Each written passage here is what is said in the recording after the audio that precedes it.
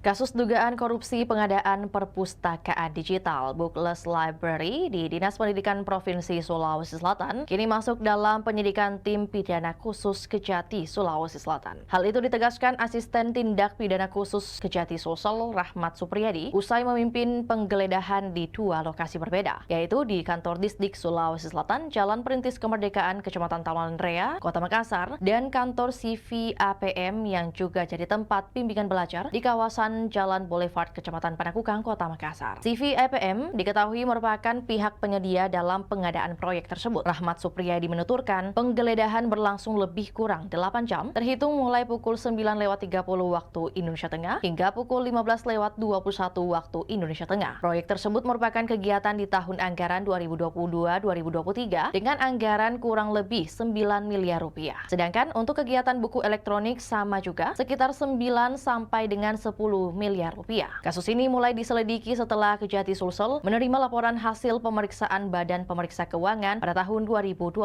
lalu. Indikasi kerugian negara dalam proyek itu, kata dia, didapati saat sekolah sebagai penerima manfaat tidak lagi dapat mengakses perpustakaan digital. Dalam proses penyidikan ini, calon tersangka pun akan segera diumumkan. Adapun saksi yang telah dimintai keterangan, kata dia, sudah puluhan orang, termasuk di dalamnya sejumlah kepala sekolah SMA di Sulawesi Selatan, kepala bidang SMA, dan dua sosok kepala dinas serta pejabat pelaksana teknis kegiatan. Dua sosok kepala dinas yang telah diperiksa, kata Rahmat, adalah mantan Kadis dan Kadis aktif. Kepala Dinas Pendidikan Provinsi Sulawesi Selatan pada tahun 2022 dijabat oleh Dr. Setiawan Aswad. Saat ini dinas yang membawahi Sekolah Menengah Atas Provinsi Sulawesi Selatan ini dijabat oleh Andi Iqbal Najamuddin. Program Smart Library ini diperuntukkan bagi 123 SMA negeri di Sulawesi Selatan. Anggarannya sendiri berasal dari APBD Sulawesi Selatan tahun anggaran 2022-2023. Pada tahun 2022, pemerintah mengalokasikan anggaran lebih dari 3,4 miliar rupiah. Kemudian tahun berikutnya kembali dialokasikan anggaran lebih dari 9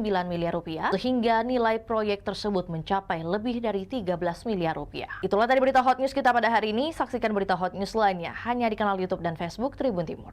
Download Tribun X sekarang, menghadirkan lokal menjadi Indonesia.